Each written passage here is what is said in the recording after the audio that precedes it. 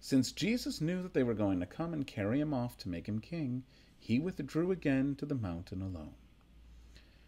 Our Sunday gospel this week is the familiar multiplication of the loaves passage. The only miracle, by the way, that appears in all four gospels. This week, we have John's version of it. And it carries this unique line about Jesus removing himself from the crowd before they can make him king. Now, the fact of the matter is that Jesus, as both God and as descendant of David, is rightfully the king. But at the same time, there is this theme throughout John's gospel that's reflected in the fact that in John's gospel, Jesus' crucifixion is also called his glorification. This paradoxical imagery shows us that Jesus is king, but his reign is not inaugurated by a bunch of people carrying him through the streets. Rather, it's inaugurated by Jesus himself carrying a cross. Jesus' victory looks different than you might expect, and different than those around Jesus in his earthly lifetime would expect. Jesus, the model of humility, and the great act of salvation comes from his humble crucifixion.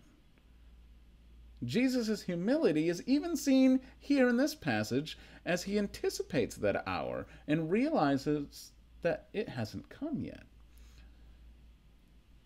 See, in the passage, he's just performed a great miracle, but rather than basking in the glory of that act, Jesus instead withdraws from the crowd to be alone.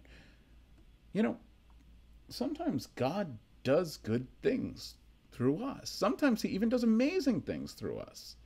Now, the biggest temptation that we have at those times is to take credit for it for ourselves. Now, Jesus in the gospel deserves the credit much more than we do.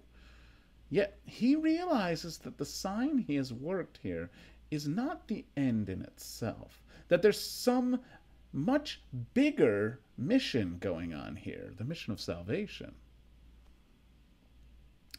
Now, when we want to take credit for everything that God does through us, we miss the reason that God does those things in the first place.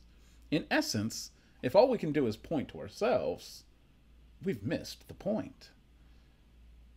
Jesus here in our passage is not concerned with self-glorification, but rather he's concerned with the glorious work of salvation. Let us, too, set our eyes not on ourselves, but on proclaiming the gospel of salvation.